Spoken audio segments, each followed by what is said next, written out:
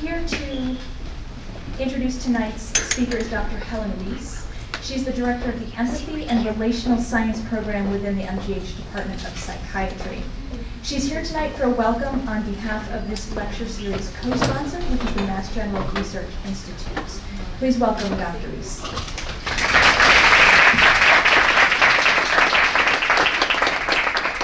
you, Sarah. Thank you all for coming.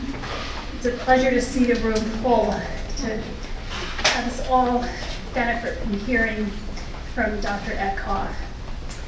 Before we formally begin, I'd like to take a moment to tell you about the Mass General Research Institute. By a show of hands, how many of you are aware that Mass General has the largest hospital-based research program in the United States? Okay, so now many more of you know this.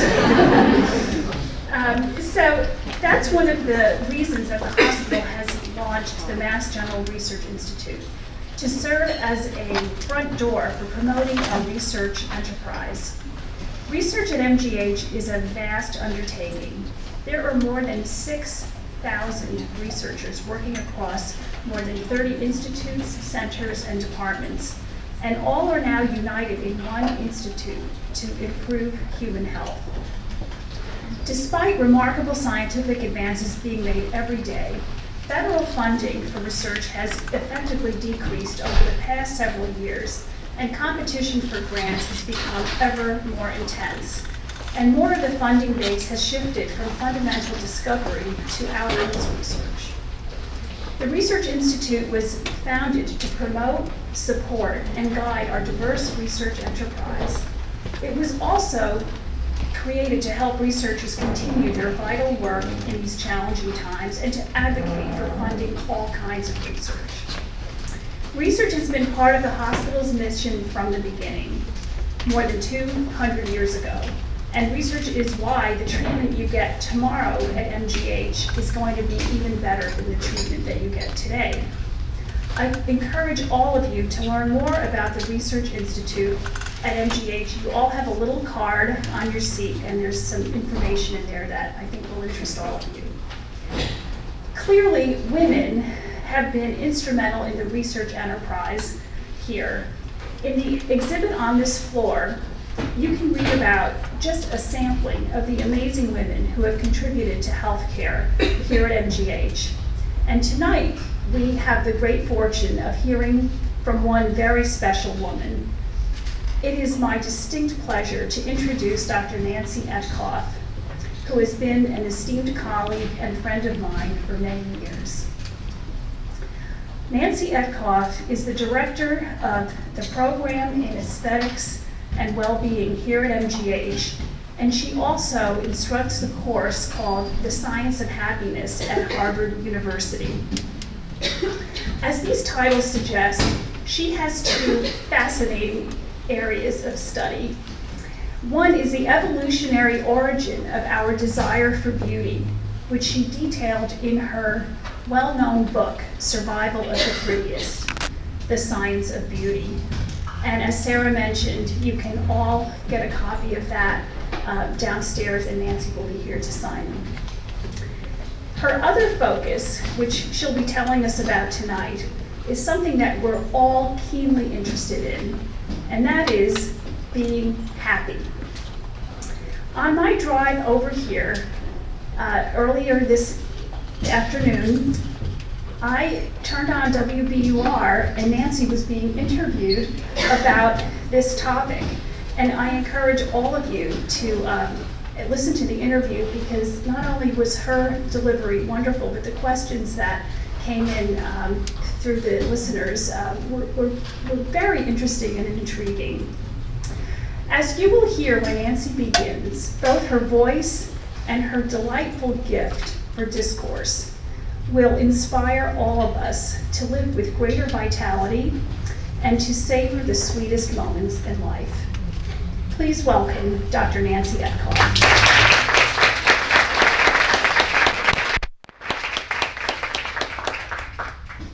Thank you for a wonderful introduction. And I hope, yes, hold on, I'm going to put on my Can everyone hear me? Yes. So it's wonderful to be here. I recently got a notice saying you have a gift. You've been here 35 years.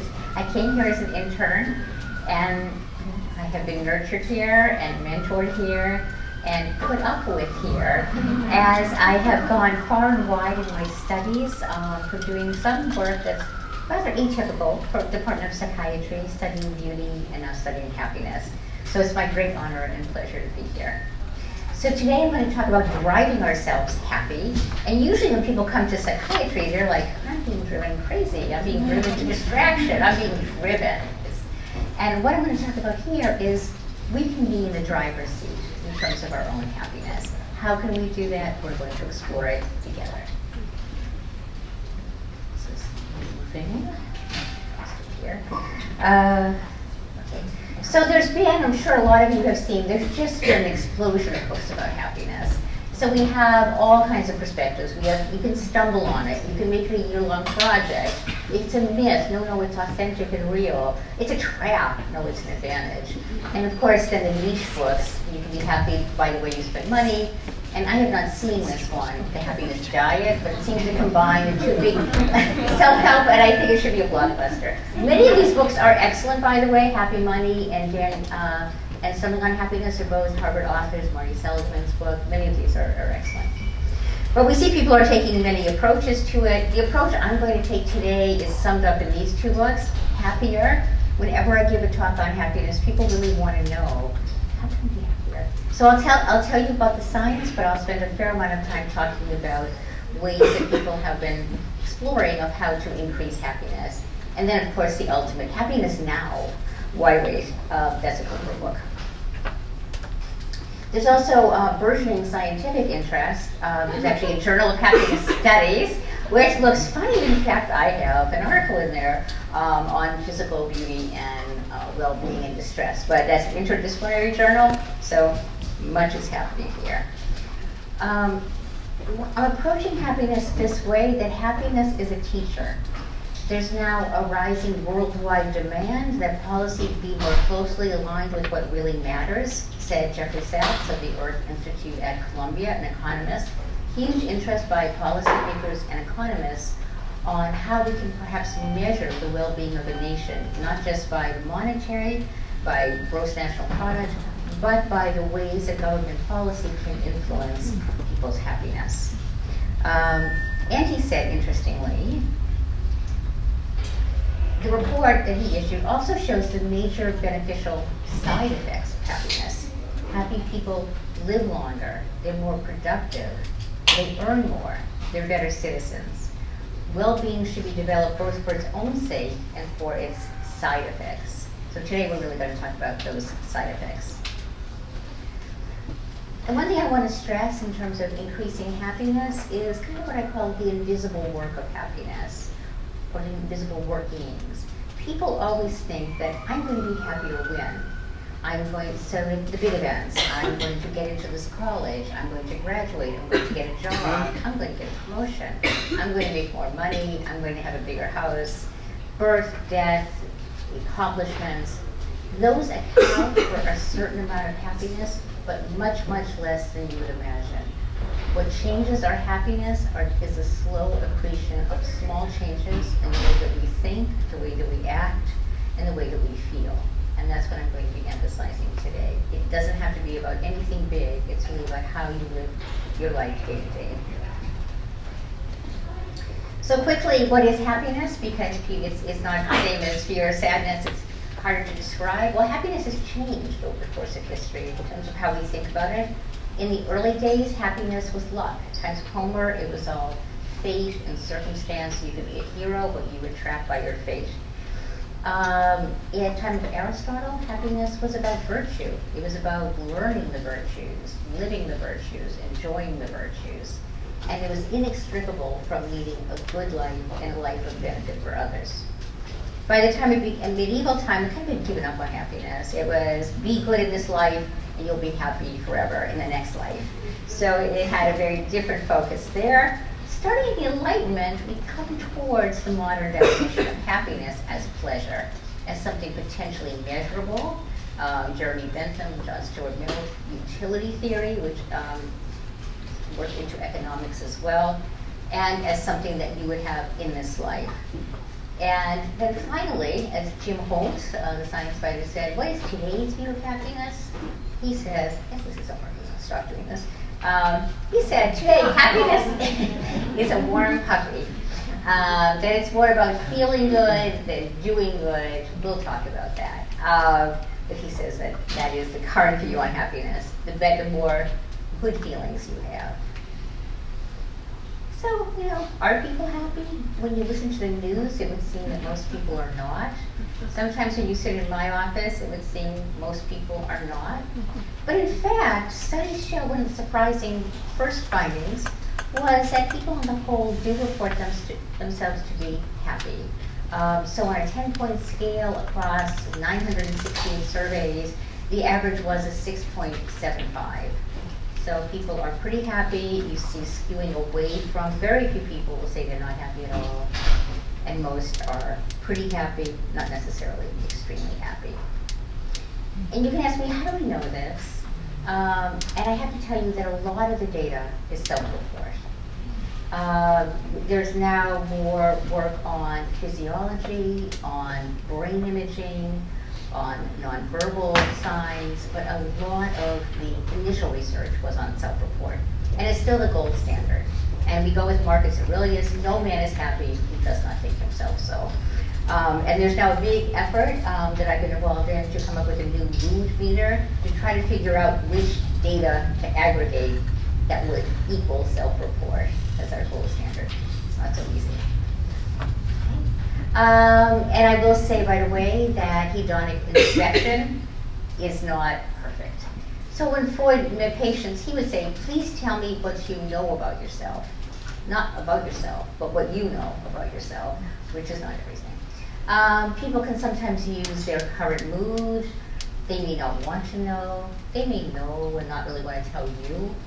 And Auden the poet had a funny line about that. To admit unhappiness to oneself is so damaging to one's self-conceit, except to those to whom it is their sole luxury. And such a fish is rare. So there are people actually who it is a luxury, and so I won't put up all the anti-happiness people, but there are many.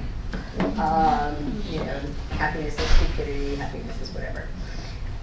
The talk today is how do we increase this, driving ourselves happier. And as a Jack Russell owner, I think that's the cherry here. So I want to explain that there are constraints on happiness, and then there's kind of open territories. So the rough hand-waving formula that scientists have come up with was happiness equals a set point, a biologically determined set point, the conditions of your life, and then V is for voluntary activity. The set point is considered like a thermostat. Some people are born happier and having more positive emotions. William James said it was as though some people are born with a champagne bottle or two in their pocket. It's easy for them to feel happy. Other people, he said, are born close to the pain threshold. Everything kind of bothers. And those people have to work more for happiness. So we have set point.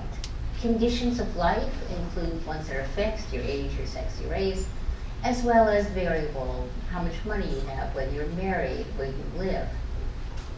But the rest is voluntary activity. And that big component called voluntary activity, which is here the uncharted territory, is what we've all been very interested in, that 40%.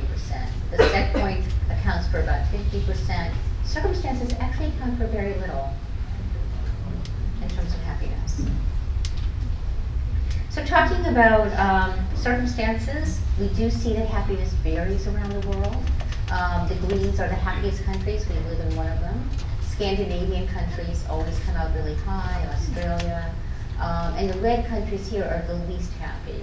So you see where circumstance can matter. It's partly economic deprivation, turmoil, political unrest, corruption in government. Lots of situations can really significantly reduce happiness. Very little money, living on the poverty level. So, as I said, Scandinavia, Switzerland comes out very high. And it also varies even within the United States. So the highest is green, and there's lots of California in there. There's parts of Colorado, and there's actually, right where we are in Massachusetts, there's something there too. But some of the southern states are much lower. So we see how circumstance can operate. And there's a lot, number one is Silicon Valley, suburbs of Atlanta, Laguna Beach.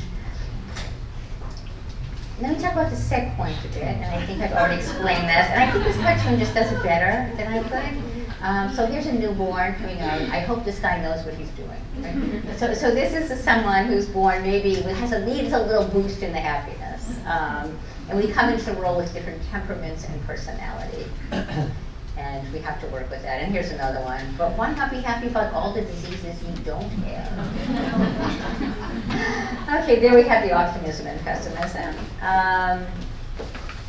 So if we have both, of course, positive and negative. They are all hardwired as part of our biology. The positive emotions are really about enhancing our biological fitness as much as the negative ones. We come with what's called a positivity offset. As we saw, most people are at least a little bit happy, but then we have a very, very strong negativity bias. A little bit of the negative has a huge impact.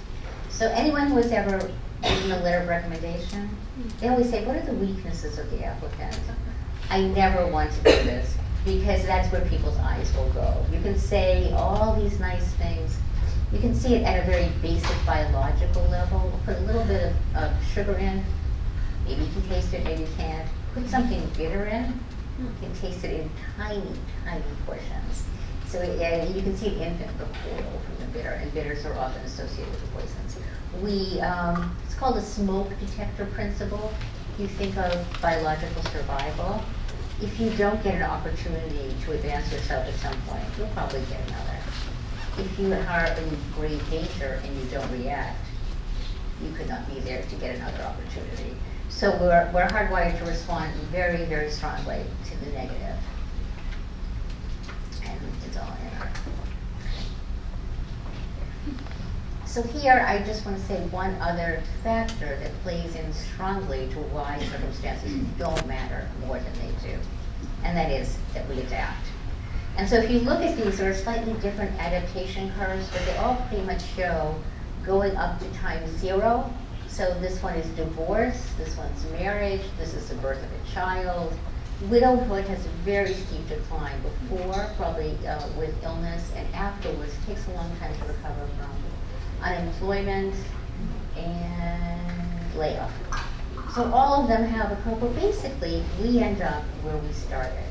People before they get married are really excited about getting married, then they're married, and then they're back to themselves, And people think like that's what will make me happy, but you'll be you. You'll be you, only married. And so those things, the birth of a child, tremendous excitement right before, right after, and then sometimes this lessened. All the responsibilities, sometimes a couple begins to fight. And so sometimes right after children are born, particularly in marriages, you'll see some decline in happiness. So that is why I'm saying the big things don't matter so much. Then, okay, we're constrained by our biology and the big things don't matter. How can we be happier and in a sustainable way, not just shortly?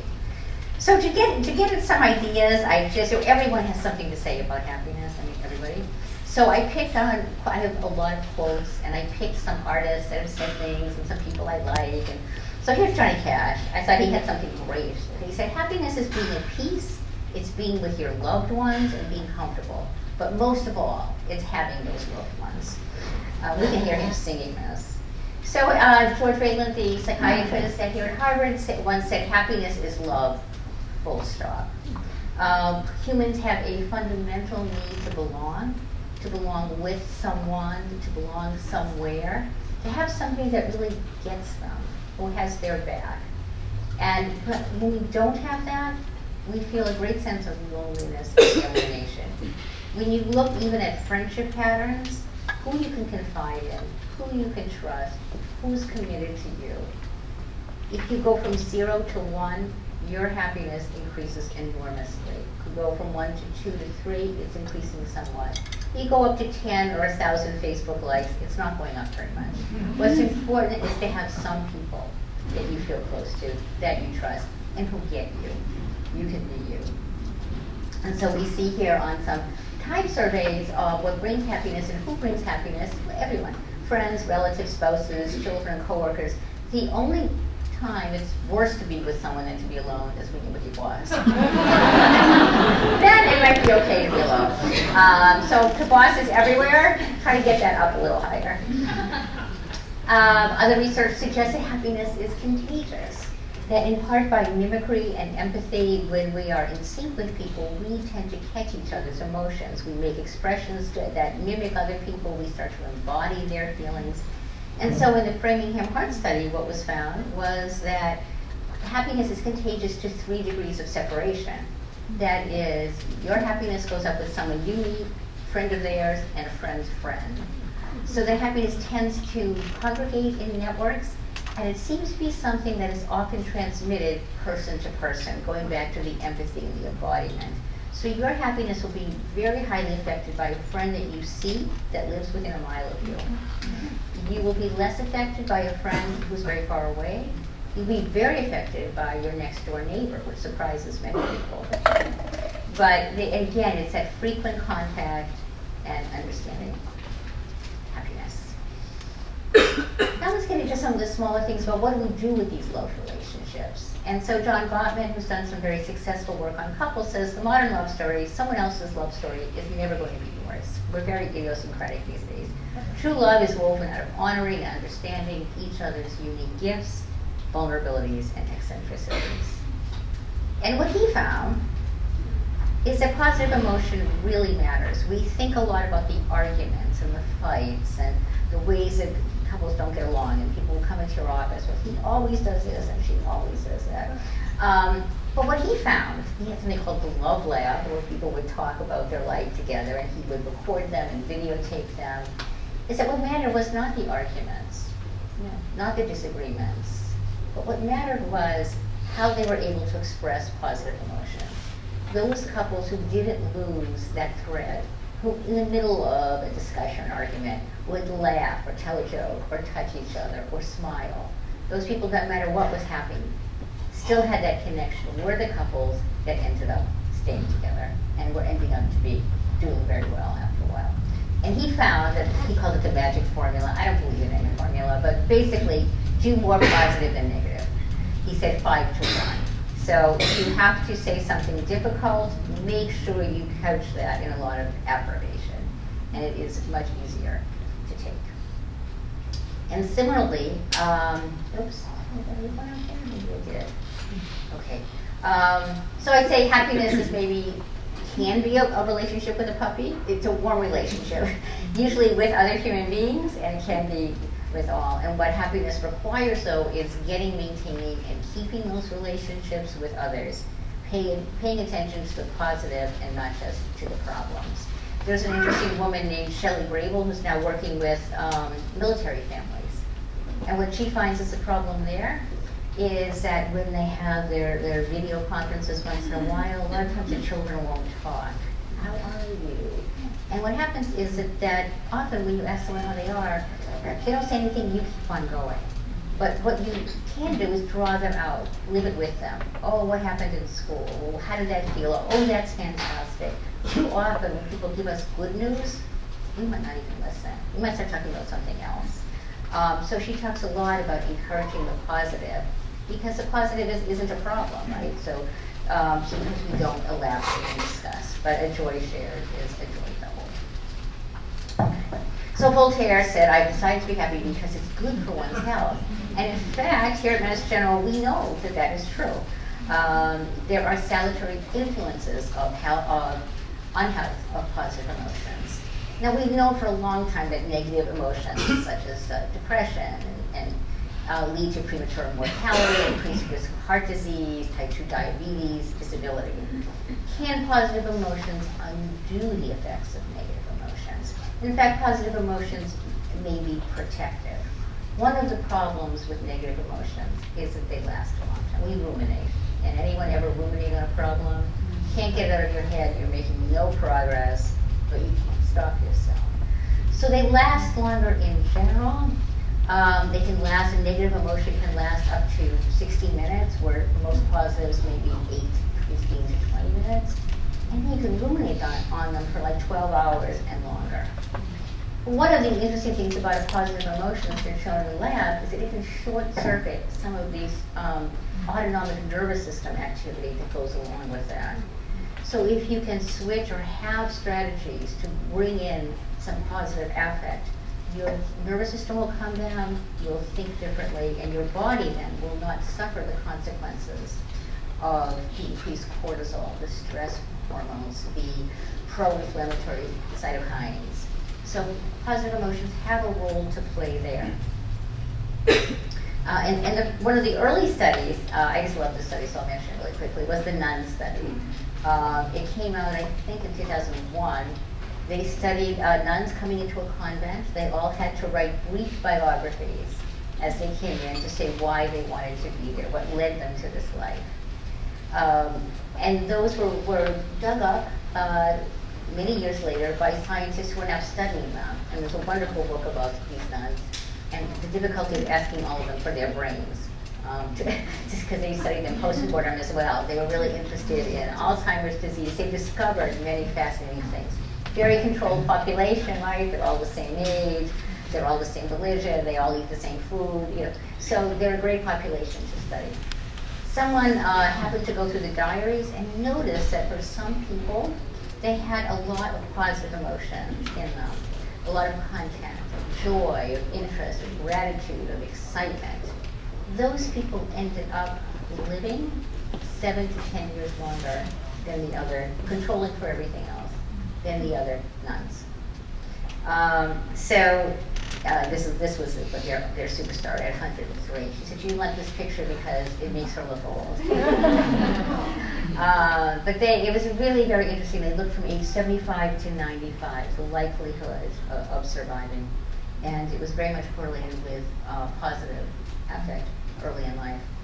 There's other studies that look at baseball teams and who has a genuine smile, and those people also have greater longevity. So it seems that there's something protective about positive health. So how does positive affect influence health? It looks like there are 3 trajectories.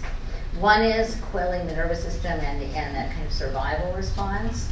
One is also that people who are happier tend to have better health behaviors.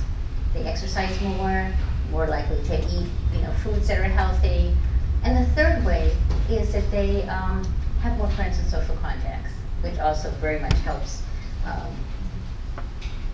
So those 3 mechanisms. Well, so the next big point is happiness is good for you. It's healthier people are happier, and healthier people are happier.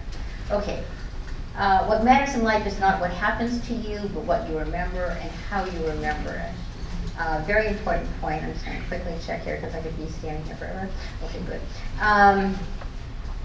So a big question is, what do we want to maximize? So as happiness researchers, we say, do we want to maximize how we feel minute by minute? Do we want to maximize just some kind of global sense of what our life is like? And there seems to be, this is work of Danny Kahneman, 2 selves. One is the experiencing self. So every day you have something like 20,000 3-second moments. How many of those do you get to keep? Not very many.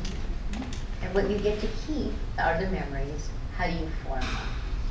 And what he found, and it really, he won a Nobel Prize, and it takes a genius to find out something about happiness from a colonoscopy. Yeah, I mean, this just knocked me out. So what he did is he wanted to see if the way that, whether it was duration of pain or whether it was something about the trajectory of feeling that would make a difference. So we had people have, this was before they had some of the anesthesias they do now, so these were really painful. So we had some that lasted longer, so the actual amount of pain was more, but he would end it in a way where the scope was kept in and the person had much less pain at the end. So it ended on a higher note. And with others, it was quick, but ended painfully. What he found is that people remembered the longer, the more pain as the more pleasant, as the one that had less pain, even though they actually in fact had more. And it made a huge difference in whether they came back for a colonoscopy or not. So that kind of memory of an experience, that what we take away from all of those minutes is what makes us decide to do it again. So your memory of an event. And this is why it is very important to always, I have it coming up, end on a high note with everything that's important to you. So people will go to a concert and they'll say, it was so fantastic, I just loved it. It was like, but then at the end there was some horrible feedback and it was just, it ruined the whole thing. Now of course you just had 2 hours that can never be ruined, but the way our minds work, that ruined. If that happened at the beginning, it wouldn't have ruined it. Same amount of time. So it's very important when we think about experiences that we've enjoyed, people we've enjoyed, encounters we've enjoyed, that you end and you spend a few minutes ending it on a high note. Because that is how you'll remember it. Doesn't matter how much time you spent having, something meaningful. There's a colonoscopy situation. Okay, so memories are what we get to keep, and we can actually be very proactive in how we think about and create memories for ourselves and the people with us. So here I have a couple of women. Whatever is bringing you down, get rid of it, because you will find out when you're free, your true self comes out. I paired her with Gloria Steinem with a quote I love: if the shoe doesn't fit, must we change the foot? And here I want to say that part of happiness is self-acceptance, self-compassion, and not hiding who you are. So speaking truth is not only making you happier, but it's healthier for those who espouse it. So Robert Trivers, who wrote a book about self-deception, said, people suffer a host of unwanted immune problems in their effort to keep other people relaxed. So there's tremendous benefits in disclosure, and even if you're not ready to tell other people whatever it is about you that you find difficult to reveal, start to do it in a journal and start to do it to yourself in terms of who you are. Fascinating, some research on HIV infection, which would progress more rapidly among gay men who concealed their gay identity. And you could not attribute it to depression, anxiety, or amount of support. There was something burdensome to the body about that concealment. And the study again found activation of stress hormone, lowering of immune function, elevated viral load, and this was particularly worrisome among patients who were sensitive to rejection and social threat. They died on average 2 years earlier. Tremendous psychological and physical costs to not accepting yourself and being yourself with others. So show self-kindness and show some self-compassion and show some pride. Happier people also, by the way, are more politically active, so they're also more active in helping other people to be themselves. Okay. Colette, what a wonderful life I've had. I only wish I had realized it. So I don't need to follow up very much on the research. This is what it is. Savor your experiences. Be grateful. Appreciate what you have. Often while we're someplace, we're thinking about what happened before, we're thinking about what happened next, we're really be there. Be present, be grateful. Some positive psychologists suggest that one of the most effective things you can do is write down 3 things you're grateful for at the end of the day, or even more, write it to someone else and give it to them. Or if you feel too shy to give it to them, write and think about who has done things for you. And it's a very emotional event, and it's often a very important and happy-making event. So be grateful, savor your experiences. Some people write about their experiences. That is wonderful for negative things. So things that you're upset about or you want to make sense of. That can work for positive as well. But it seems as though what works better is thinking, taking pictures, visuals. People often have like screensavers even, Some people go every day and take a picture of something that's just beautiful to them or something they want to remember. Ways of just savoring what you do and being able to look back on it can be very helpful. People also sometimes can savor experience by taking little mental vacations. So I tell this to my students every day, like, well, you don't have much time, you're running all over the place. Why don't you just take 10 minutes every day, and you can do whatever you want. Take a mental vacation. You can walk, you can sit in your room. You're just not going to think about being a Harvard student. And people love that. It seems to be effective, at least for them. Okay. So I just want to touch on beauty briefly. I won't talk about it a tremendous amount here. But I'm very interested in beauty and the aesthetic response. And this is just a wonderful quote. I'm very interested in the burgeoning field of neuroaesthetics and our response to art and the kinds of emotions it brings out in us. So the aesthetic event is something as evident, as immediate, as indefinable as love, the taste of fruit, taste of water. We feel poetry as we feel the closeness of a woman, or as we feel a mountain or a day. If we feel it immediately, why dilute it with other words, which no doubt will deepen our feelings? Music, states of happiness, mythology, faces belabored by time, certain twilights in certain places, try to tell us something, or have said something we should not have missed, or are about to say something. This imminence of a revelation, which does not occur, is perhaps the aesthetic phenomenon. So the sense of transcendence, it's a beautiful, beautiful quote, is really, and that is to me one of the most evocative statements of the effect of beauty on our self, on our soul. And it's an underexplored area right now.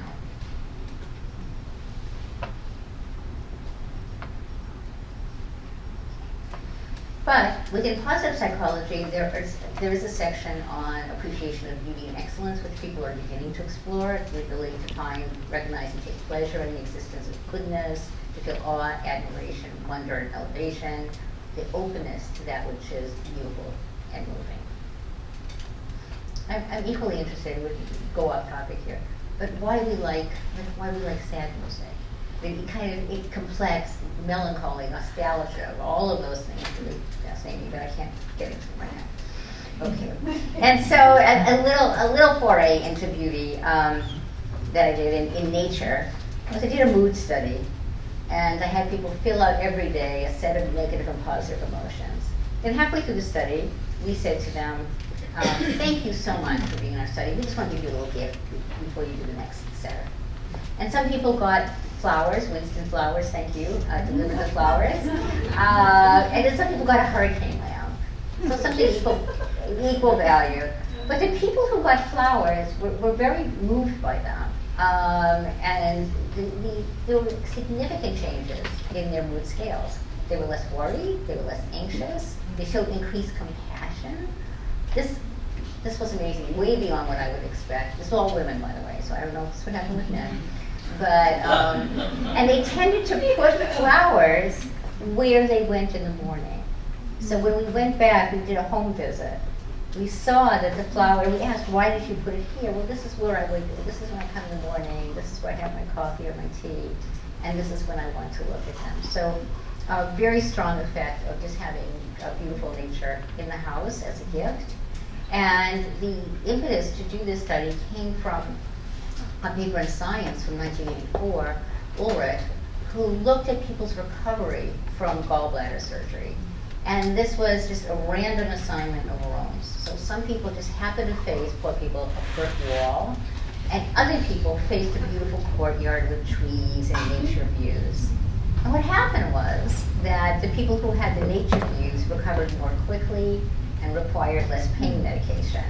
And this has since been replicated in other studies as well. That there seems to be that something about plants and nature in a hospital environment can be a non-invasive, inexpensive, and effective complementary medicine for, I don't know if anyone at Master General picked up on this, but when I gave this talk, not this talk, but a talk on happiness at Trinity, several people came to me and told me how they were doing things like this. There was someone in the bone marrow unit bringing in plants and flowers, and someone had done a virtual environment, and they were finding this very helpful, and they gave me several papers on this.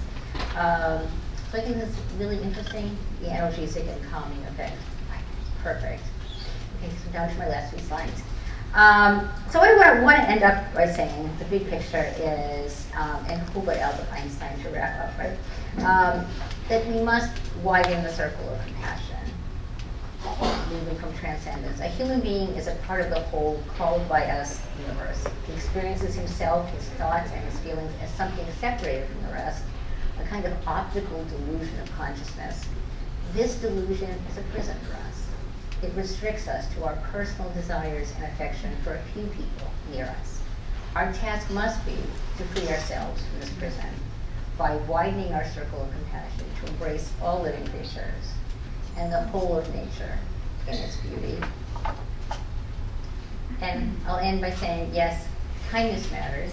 And if we look just at people's regrets, George Saunders had an amazing commencement speech where he talked about this. About some girl that had been tormented, that he always went by and just never helped, and then she moved and never saw her again. And so one of the biggest regrets for most people are, when they really think about it, failures of kindness. Or to think from the other end, who in your life do you remember most fondly with the most undeniable feelings of warmth? Those who are kindest to you. So I would say kindness matters very much for happiness of yourself and others' happiness very much, as we know, comes back to you.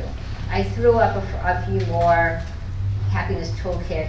In my class, we always, at the end of the semester, construct individual happiness toolkits. Which parts of this are important to different people. You can take a look at those. I won't enumerate all of them. But there are lots of tips on money, how to spend money in ways that would actually increase your happiness rather than not. And they say happiness is sheer joy of being alive. The feeling of gratitude, elevation by goodness, the animal thrill of the body, the sight of breathtaking beauty, the feeling of two hearts beating together, the joy in the first flower of spring, tender love, thrill of excellence and victory, the deep immersion in something larger than yourself. This is my definition. We cannot live there permanently, but it is a place of constant return, a return to a part of ourselves that is natural, yet always in need